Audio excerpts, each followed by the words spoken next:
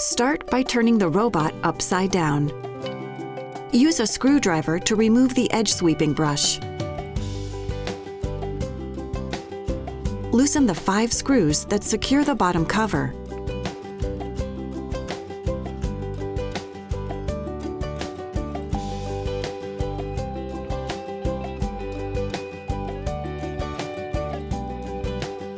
Remove the bottom cover.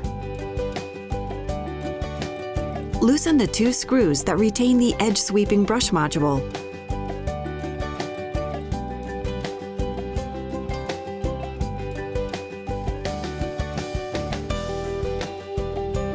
Remove the module. Install the replacement edge sweeping brush module. Tighten the 2 screws that retain the new module.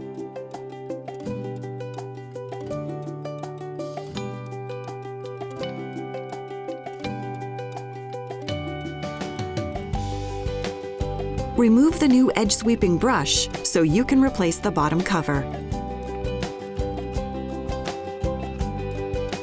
Replace the bottom cover and tighten the 5 screws.